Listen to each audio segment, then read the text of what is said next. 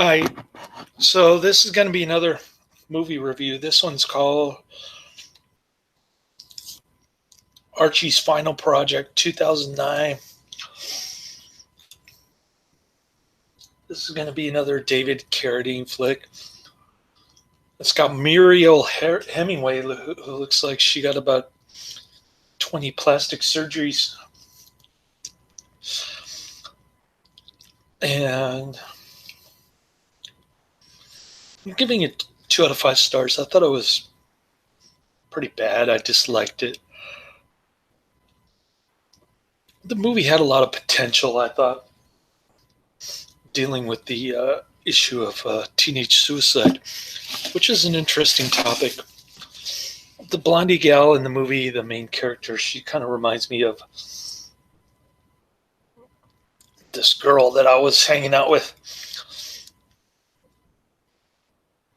Only because both of them self-mutilate their legs with razor blades. And this girl that I was seeing, she was kind of similar, blonde, and she self-mutilated herself also, and on her leg, and she used to cut up her leg and stuff, just like this girl in this movie. And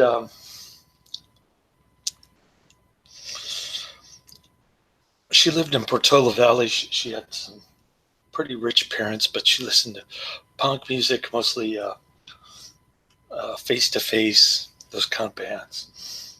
And she was also into John Bon Jovi, believe it or not. And I liked her a lot. I thought she was cool. She wore cool kind of guy's clothes.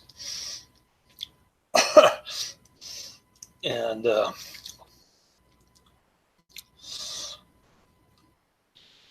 even my friend who was in the band, what was the name of that band?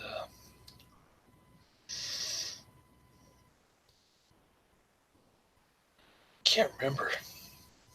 God, it's been so long. But he was in a local punk band also. Dan was his name. He had a crush on her. But then she promptly stopped hanging out with me. She found a boyfriend to spend her time with, another guy, which was good for me. I was lucky, quite actually, because when I saw her on MySpace about 15 years later, and she did not look good. Age was not kind to her. Let me put it to you that way. So sometimes when women scorn you, it's a blessing in disguise in that respect. Definitely with this girl. But I'm going off topic. Getting back to the movie. So I just thought it was really good material. It just was politically correct, and the David Carradine character was total nonsense. It just didn't make any sense, the movie to me. Archie is kind of a suburban kid who I guess he doesn't like suburban life, living with his parents. So he tells the teacher he's going to do a video project of himself committing suicide, essentially a snuff film of him killing himself. So the police come, they lock him up in the loony bin for like 3 days, and the counselor in the loony bin can't stand him, so he sends him back to school. So he goes from one prison to another, essentially, and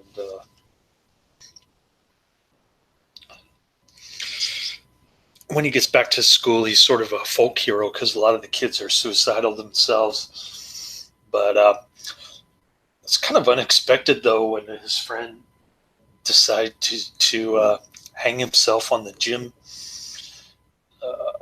basketball rim. That was kind of startling. One of the good points in the movie, when the kids are coming out to play basketball at the gym, and they see their classmate hung himself there on the rim. That was completely unexpected, and I wasn't expecting that kid to commit suicide. I had no idea that he had suicidal tendencies until Archie started replaying his camera, what he was saying into the camera while he was completely drunk, and God knows what else at this party that they went to.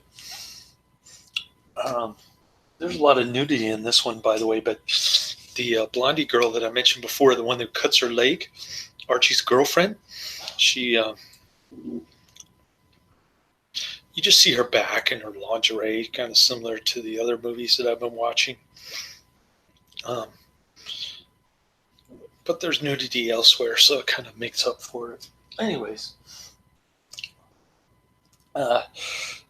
it's about a bunch of 20-year-old, 15-year-old, 20-year-olds playing 15-year-olds kind of thing.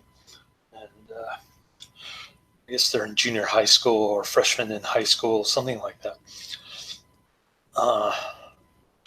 And they're like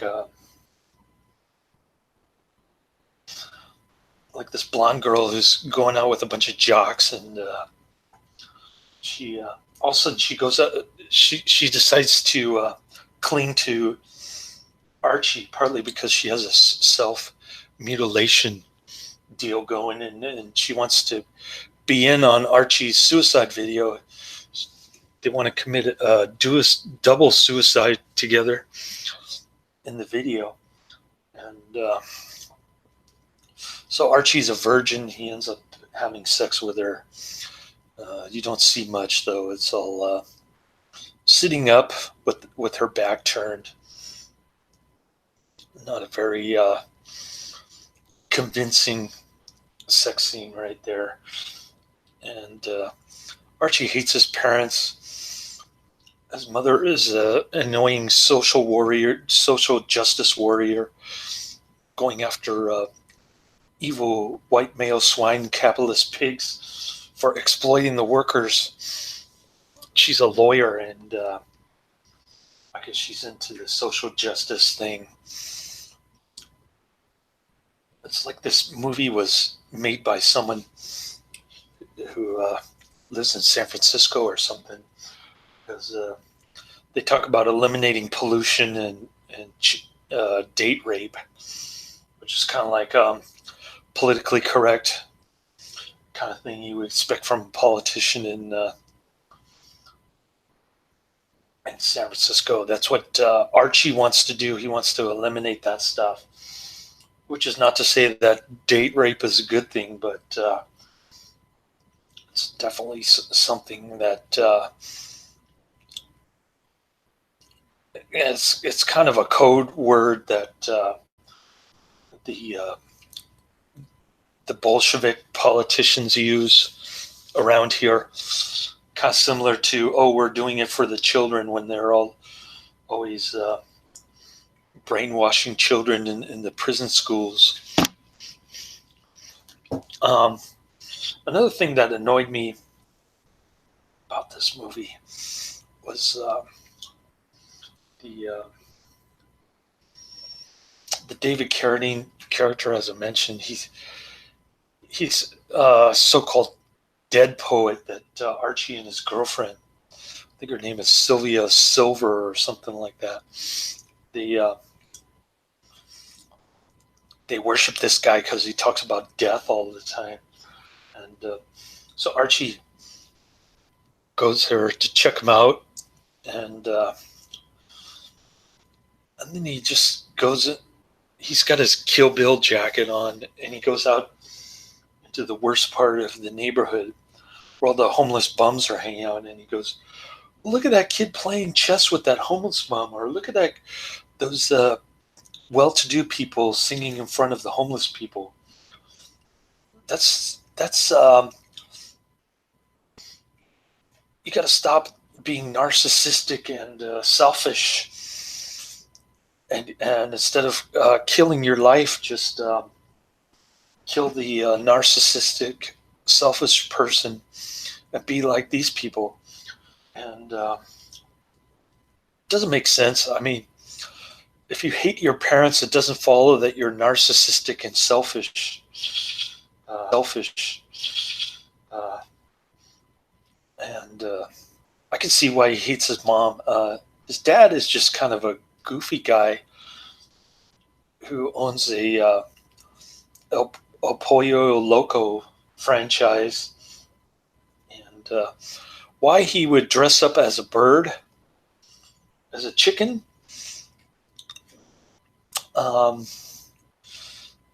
while he owns this franchise is beyond me. I mean, he could have just hired somebody else to play the chicken.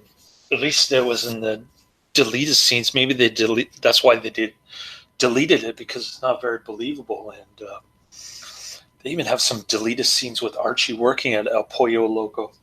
Anyways, that's one reason why the David Carradine character doesn't make any sense. Another reason is if he's narcissistic and selfish, then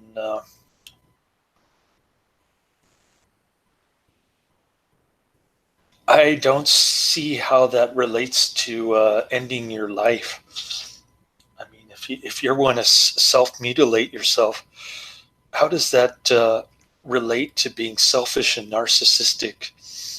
To me, it's just debasing your own body. And furthermore, if you're a victim of being imprisoned in this hellish type school that they're in, that's not necessarily Archie's fault or any of the kids' fault. It's just I might contemplate suicide if I had to attend that school also. So let me just put it to you that way, and I don't see it as a narcissistic or selfish act. It's just being a victim of being imprisoned in this school.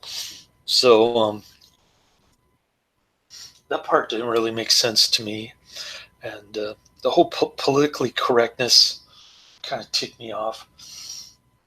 You know, I was ready to give it 3 out of 5 stars, and then he comes up with all this evils like date rape that have to be wiped out from humankind, presumably by government. The same people that created the hellish school that they're in. But I sort of knew that this was going to be a dumb movie when I watched the bonus features and the politically correct director. And wanted to use a cardboard cutout of Jorge W. Bush as his target practice. So there's that. I'm watching All Hell Breaks Loose. Or no, All Hell Broke Loose. 2008 movie. PG-13 Western. It's really bad acting. With David Carradine as the marshal. So I'll get through that. And then I've got the Karen Black movie that I was telling Adrian about. It's called Come Back to the Five and Dime Jimmy Dean. 1982, so that should be pretty cool.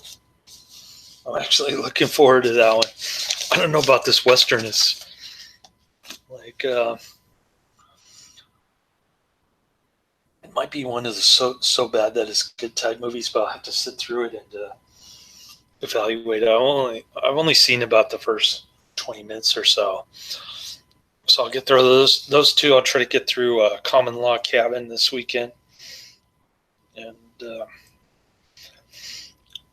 my boss quit. The lady who hired me back at my previous employer, she gave me a $1 an hour raise, and then she promptly quit because she's mad at her boss about the office situation or new office there. And so it's kind of disappointing, but I'm hoping they hire somebody who's somewhat competent and get my department back together quickly. So we'll see how that goes next week. I think it's going to go well, but we'll see. And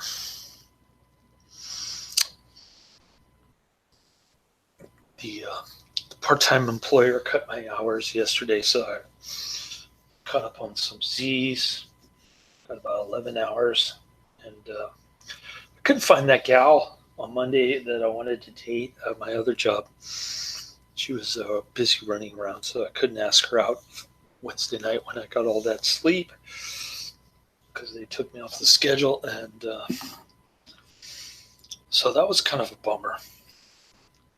But maybe I'll see her tomorrow night.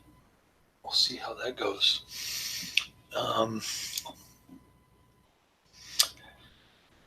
Yeah, I took my son to church, and he was doing the whole standing, kneeling, and sitting routine, raising up your hands before the Eucharist, that kind of stuff. So I was kind of surprised to see that. I know he was a little bored, but he still did all the routines, which he never did before. So that was kind of interesting. And got to get him through his first Holy Communion and his confirmation. He's in third grade already. And he's growing so fast. But I'm going to chow on my hamburger now. And oh, by the way, Archie's girlfriend, towards the end, she becomes suicidal. She downs like 40 of her mother's barbiturate pills, played by Mariel Hemingway. And we learned that her brother committed suicide, and the parents tried to hide it from her. So that's another reason why I don't think these kids are being narcissistic or selfish, because I think she really loved her brother, actually, more than she loved herself in this one. So that part didn't really make sense to me. None of this movie really made sense to me. I thought it handled an interesting subject in an uninteresting way, basically. So, yeah, it could have been better. Did remind me a little bit of the girl that I used to hang out with back in the early 90s. And other than that, I really couldn't get into this movie. I mean, I wanted to like it more, but just kept coming up with more nonsense and politically correct stuff. Kind of ticked me off. Anyways, that's the end of my review. Laters.